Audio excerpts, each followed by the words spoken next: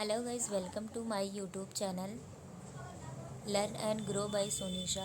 आज की वीडियो में मैं आप लोगों को MA home science first semester का paper third gender and development का चैप्टर 2 पढ़ रहे थे। तो आज इसमें हम पढ़ेंगे लैंगिक असमानता के कारण। लैंगिक असमानता के कौन कौन से कारण हैं, हम इसके बारे में पढ़ेंगे। तो चलिए वीडियो को स्टार्ट करते हैं। यह एक महत्वपूर्ण प्रश्न है कि वे कौन सी दशाएं हैं जिन्होंने एक लंबे समय से लिंग के आधार पर स्त्री पुरुषों के बीच विभिन्न विभेदों को प्रोत्साहन दिया। वास्तविकता यह है कि कुछ जनजातीय समुदायों को छोड़कर संसार के सभी समाजों की सामाजिक व्यवस्था पुरुष प्रधान रही है। सामाजिक व्यवस्था का निर्माण, विकास तथा क्रियान्वयन पुरुषों द्वारा ही किया गया। स्वाभाविक है कि ऐसी सामाजिक व्यवस्थाएं उन मूल्यों और मनोवृत्तियों का पोषण करती रही जो स्त्री पुरुषों की समानता के पक्ष में नहीं है। सामाजिक मूल्यों को प्रभावपूर्ण बनाने के लिए इस तरह की कहानियों और गाथाओं की रचना की जाती रही जो स्त्रियों की परिस्थिति को पुरुषों के अधीन प्रमाणित करती रही। आज जबकि परंपरागत धार्मिक विश्वासों का प्रभाव तेजी से कम होता जा रहा है, बुद्धिजीवी पुरुषों द्वारा अनेक ऐसे तर्क दिए जाने लगे हैं जो पुरुषों के समान स्त्रियों की स्वतंत्रता और अधिकारों का विरोध करते हैं। इसमें पहला है, सर्वप्रथम यह तर्क दिया जाता है कि स्त्रियों को पुरुषों के समान अधिकार मिलने से परिवार की आर्थिक स्थिति में कुछ सुधार जरूर हो सकता है, लेकिन आजीविका उपार्जित करने से स्त्रियों में मानसिक तनाव इतने अधिक बढ़ जाएंगे कि उनके व्यक्तित्व का संतुलित विकास नहीं हो सकेगा। दूसरा है, यह भी आशंका है कि लैंगिक असमानता को पूरी तरह समाप्त कर देने से विवाह विच्छेद की दर में बहुत वृद्धि हो जाएगी। तीसरा है, स्त्रियां मानसिक रूप से अधिक संवेगात्मक होती हैं, अतः समानता की दशा में उनके शोषण की संभावना अधिक हो सकती है। चौथा है, खतरा बढ़ जाए क्योंकि उन्हें बाहरी दुनिया का अधिक अनुभव नहीं होता। पांचवा है, आर्थिक और राजनीतिक जीवन में स्त्रियों का सहभाग बढ़ने से परिवार के विघटन की अधिक संभावना हो सकती है, क्योंकि इस स्थिति में बच्चों के समुचित पालन पोषण और परिवार को व्यवस्थित रखने की संभावना कम रह जाएगी। छठवां है, स्वभाव से बहुत कोमल होने के कारण यह भी संभव है कि स्त्रियां सार्वजनिक जीवन से संबंधित समस्याओं का मुकाबला न कर सकें। इसका भी उनके व्यक्तित्व पर प्रतिकूल प्रभाव पड़ेगा। अनेक व्यक्ति स्त्रियों तथा पुरुषों की समानता को इस आधार पर उचित नहीं मानते हैं कि यह भारतीय सामाजिक मूल्यों और धर्म के विरुद्ध है। वास्तविकता यह है कि स्त्री पुरुषों की समानता के विरुद्ध दिए जाने वाले यह सभी तर्क उतने ही खोखले हैं जितना कि स्वयं पुरुष का अहम। यदि हम लैंगिक असमानता के कारणों का विश्लेषण करें तो इसके लिए केवल 4 कारणों को ही उत्तरदायी माना जा सकता है, जिसमें है पुरुष प्रधान सामाजिक व्यवस्था एंड भारत की ग्रामीण अर्थव्यवस्था, स्त्रियों में शिक्षा का अभाव, स्त्रियों में अति सहनशीलता। सामाजिक व्यवस्था ही हमारे पारस्परिक संबंधों, संपर्क की प्रकृति और मनोवृत्तियों का निर्धारण करती है। पुरुष प्रधान सामाजिक व्यवस्था में एक लंबी अवधि से जीवन व्यतीत करते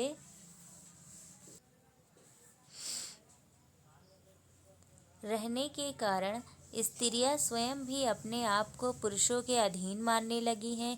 ग्रामीण अर्थव्यवस्था ने यहाँ की जनसंख्या के 3/4 से भी अधिक हिस्से को इतना परंपरावादी बना दिया कि उसमें कभी भी अपने अधिकारों के प्रति चेतना पैदा नहीं हो सकी। शिक्षा के अभाव के कारण अंधविश्वासी और मनगढ़ंत धार्मिक कथाओं का प्रभाव इतना बढ़ गया कि पुरुषों से समानता के बारे में सोचना भी एक पाप के रूप में देखा जाने लगा। अति सहनशीलता जैसे गुण को स्त्रियों की कमजोरी समझकर पुरुषों ने उनका मनमाना शोषण करना आरंभ कर दिया। आज के बदले हुए परिवेश में स्त्रियों ने जब समानता के अधिकार की मांग करना आरंभ कर दिया है तो कोई भी तत्काल इसे अधिक समय तक दबाए नहीं रह सकती। इस संदर्भ में टॉल्स्टॉय का यह कथन सही प्रतीत होता है कि पुरुष के अहम की कोई सीमा नहीं है। संसार को समझने के लिए आवश्यक है कि हम स्त्रियों के दृष्टिकोण से देखें। ये था हमारा लैंगिक असमानता के कारण। लैंगिक असमानता के कारण में 4 सबसे इम्पॉर्टेंट हैं। पहला तो है पुरुष प्रधान सामाजिक व्यवस्था एंड सेकंड है हमारा ग्रामीण भारत की ग्रामीण अर्थव्यवस्था।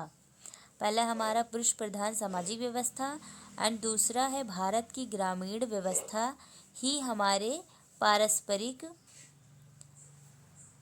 संबंधों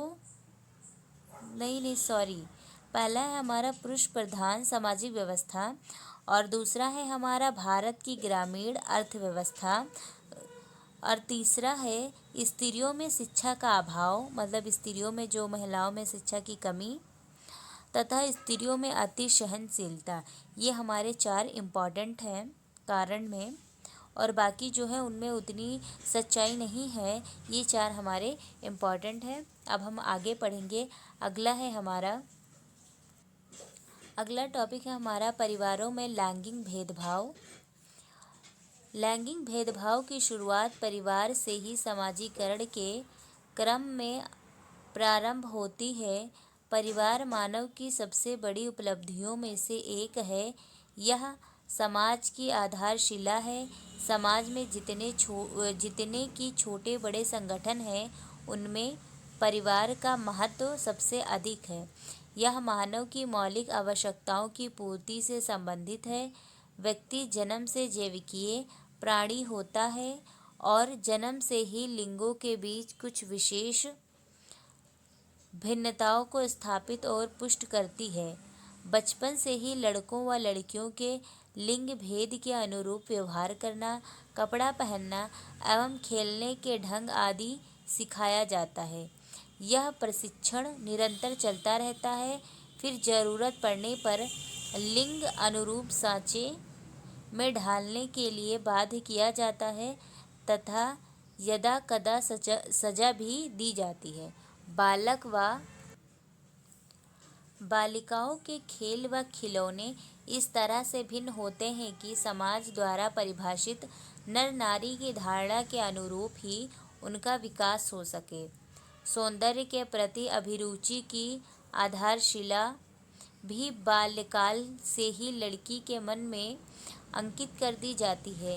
इस प्रक्रिया में बालिका के संदर्भ में सौंदर्य को बुद्धि की तुलना में प्राथमिकता दी जाती है।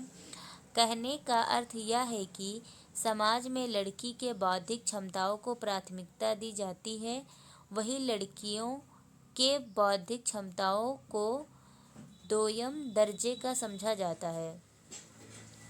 हमारे समाज में अनजाने में ही भेदभाव की भावना अपने आप बनने लगती है। परिवार में परिवेश और परंपराओं का विशेष महत्व है।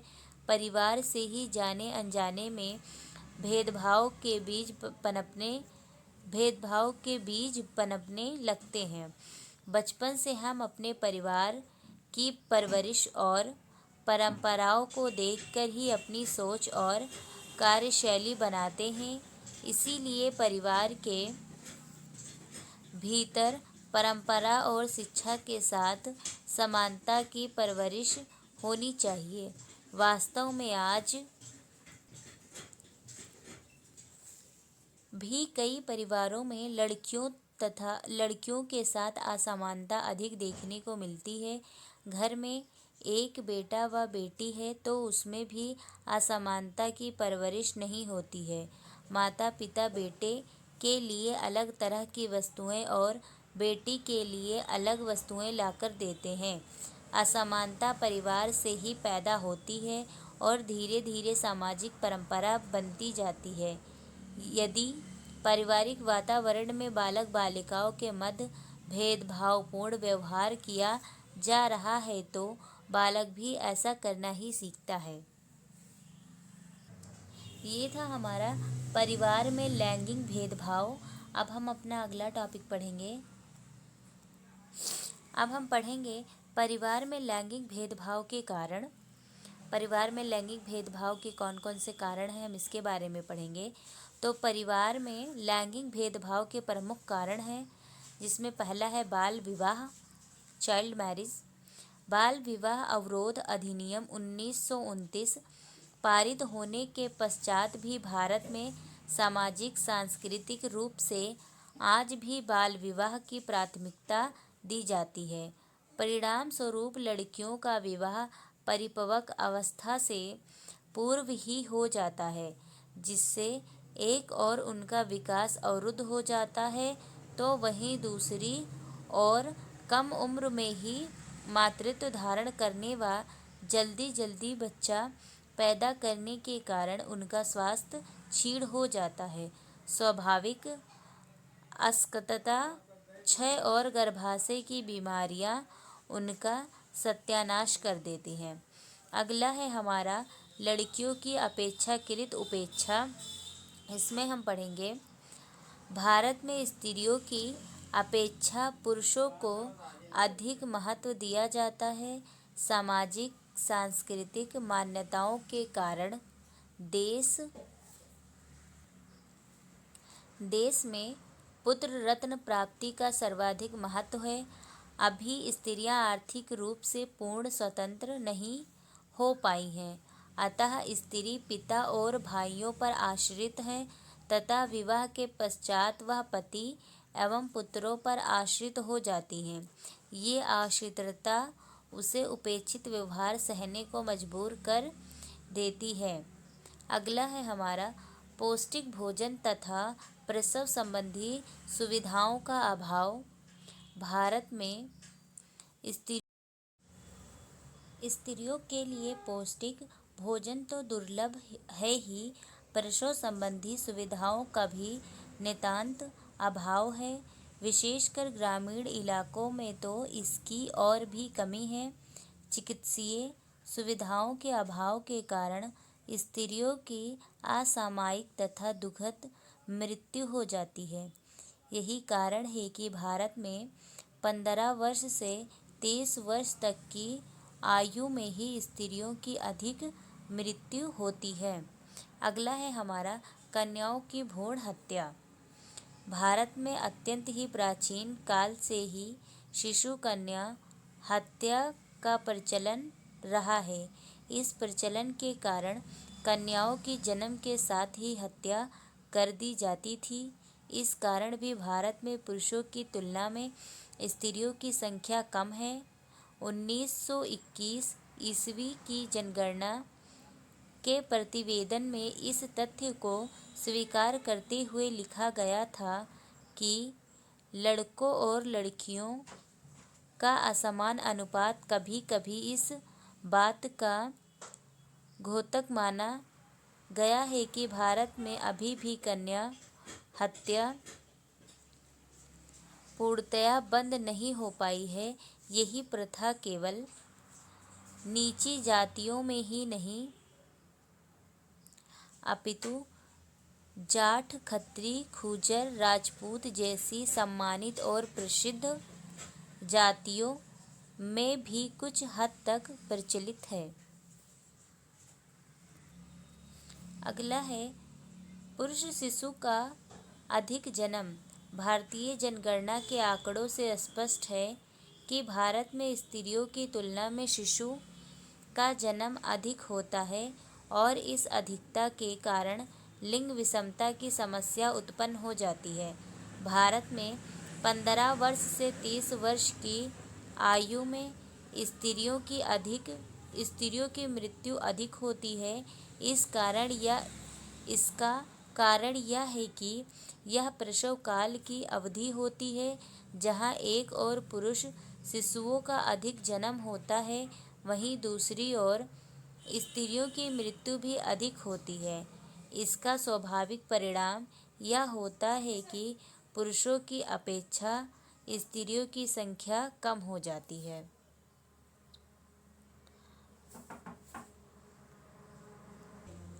अब हम पढ़ेंगे परिवार में लैंगिक भेदभाव को दूर करने के सुझाव। पुरुष और स्त्री में असमानताएं सदियों से चली आ रही समस्याएं हैं। पर्दा प्रथा का प्रचलन रहते हुए स्त्रियां घर की चारदीवारी में ही अपना संपूर्ण जीवन व्यतीत कर देती हैं। पुरुष पर स्त्रियों की पूर्ण रूप से निर्भरता उन्हें हर बंदिश स्वीकार करने पर मजबूर कर देती है। स्त्रियां न सिर्फ आर्थिक रूप से ही परतंत्र हैं, बल्कि सामाजिक रूप से भी उनकी परतंत्रता को नकारा नहीं जा सकता है। सही बात तो यह है कि पुरुषों और उनके द्वारा निर्मित वातावरण ने स्त्रियों को पराधीन बना दिया है। ग्रामीण संयुक्त परिवारों के संदर्भ में यह बात और भी सत्य प्रतीत होती है। संयुक्त परिवार में स्त्रियों की स्थिति अत्यंत ही दयनीय एवं विचारणीय रही है। वहाँ परिवार के समस्त सामाजिक, आर्थिक एवं राजनीतिक कार्यों में पुरुषों का ही आधिपत्य रहा है। परिवार के समस्त कार्यों का कर्ता धर्ता परिवार का वयोवृद्ध पुरुष सदस्य ही होता है। परिवार के समस्त क्रियाओं का संचालन एवं नियंत्रण भी पुरुष द्वारा ही किया जाता है। स्त्रियां तो सिर्फ पुरुष द्वारा दिए गए आदेशों का पालन करती हैं। इन सब का कारण मुख्य रूप से समाज में व्याप्त लैंगिक विषमता रही है, जहाँ की स्त्रियों को हेय दृष्टि से देखा जाता है तथा उन्हें अनेकों अधिकारों से वंचित कर दिया जाता है। स्वतंत्रता से पूर्व अनेक महिलाओं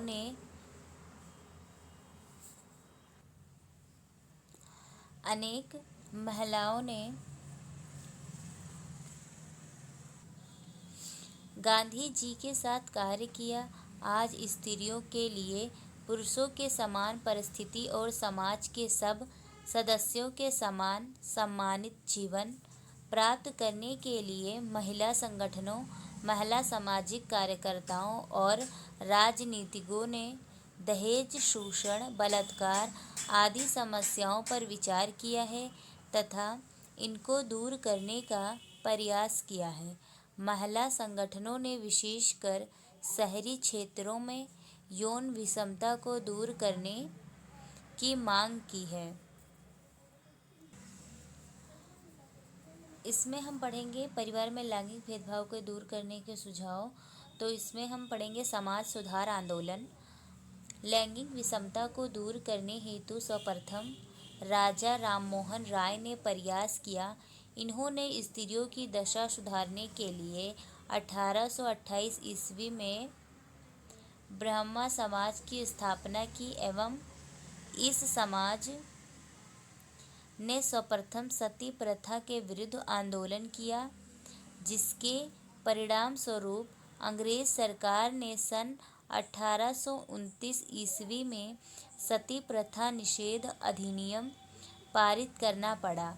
राजा राममोहन राय ने बाल विवाहों के विरुद्ध तथा स्त्री शिक्षा के पक्ष में भी आंदोलन प्रारंभ किया और सुधार आंदोलन की नींव रख दी।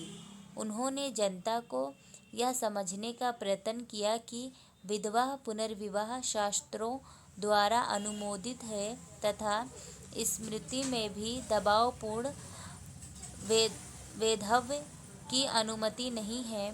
भारतीय नारी की स्थिति सुधारने में थियोसॉफिकल विचारधारा की स्थापक एनी बेसेंट का योगदान उल्लेखनीय है। थियोसॉफिकल सोसाइटी के माध्यम से एनी बेसेंट ने बौद्धिक तथा भौतिक अवरोधों को दूर करने का प्रयास किया। एक महिला होने के नाते स्त्रियों की समस्याओं के प्रति सहानुभूति का वातावरण पैदा करने का महत्वपूर्ण स्थान रहा है। गाइस, ये था हमारा समाज सुधार आंदोलन। तो हमने जो है परिवार में लैंगिक भेदभाव के दूर करने के सुझाव पढ़े। आज की वीडियो में इतना ही। अब हम कल अपना चैप्टर नंबर 3 पढ़ेंगे। हमारा 2 नंबर का जो चैप्टर था लिंग से संबंधित मुद्दे, ये कंप्लीट हो गया है। नेक्स्ट वीडियो में हम चैप्टर 3 पढ़ेंगे।